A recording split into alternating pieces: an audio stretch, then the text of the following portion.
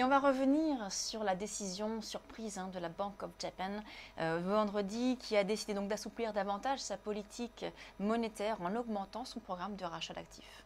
Eh oui, le gouverneur de la Banque du Japon, vous connaissez son nom, Lucie? Ariko Kuroda. C'est exactement ça.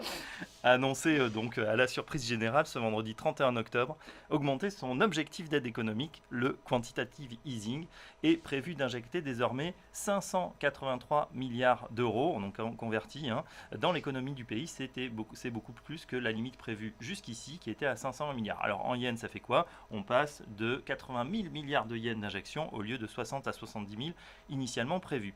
Cette annonce intervient à un moment intéressant puisque c'est juste après que la Réserve fédérale ait annoncé qu'elle commençait à freiner son quantitative easing et même à le stopper complètement.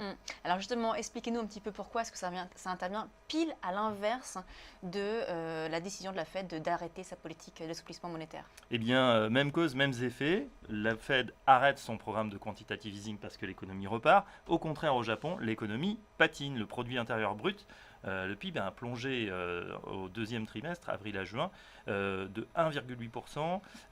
Et évidemment, c'est pas très bon, surtout que ça vient sur une politique expansionniste où les fameux Abenomics avaient pour but de dynamiser cette économie. Surtout, l'économie japonaise se débat comme en Europe avec la déflation. C'est l'effet combiné de la baisse des prix de l'énergie et surtout une nouvelle taxe sur la consommation à 8% au lieu de 5% auparavant, qui ont fait baisser la consommation, qui ont fait baisser l'économie. Et du coup, le cocktail de Shinzo Abe, à base de mesures de relance monétaire, budgétaire et de réformes structurelles, eh bien, ne fonctionne pas. Ouais. Ce qu'on appelle notamment les trois flèches de la stratégie des Abenomics. Eh bien, ces trois flèches, elles semblent avoir un petit peu ne pas avoir vraiment marché. Non, elles n'ont pas touché leur cible. Alors c'est pour ça qu'on renforce la première flèche, celle de la relance monétaire. Au niveau du budget, c'est pas terrible. Et puis surtout, au niveau des réformes structurelles, c'est la grande critique sur ce gouvernement de Shinzo Abe qui n'a pour l'instant rien fait. On rappelle que ces trois flèches, cette stratégie, ont pour but de libérer l'économie d'un marasme déflationniste qui dure depuis 15 ans. En revanche, l'annonce de la Bank of Japan a eu pour effet de doper littéralement les marchés. Et oui, plus de 5% de progression sur la bourse au Japon, et puis donc saké pour tout le monde au Japon, et puis champagne en Europe et aux États-Unis. Cette initiative a en tout cas été saluée par les experts au moment où justement la Fed commence à diminuer ses liquidités. Et bien finalement, une autre banque centrale prend le relais.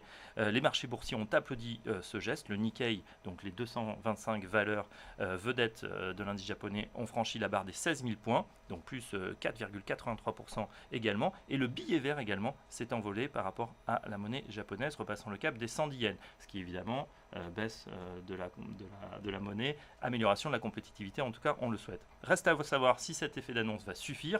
Le bilan du quantitative easing de la Fed est toujours en question. On se demande maintenant si ce nouveau quantitative easing à la japonaise va suffire pour sortir le pays du soleil levant du marasme. Et oui, toute une question. Il va falloir un peu de temps avant de vraiment avoir les effets. C'est la fin donc de l'édito. Merci Fabrice. On va passer tout de suite au débat, le débat de Direct Gestion.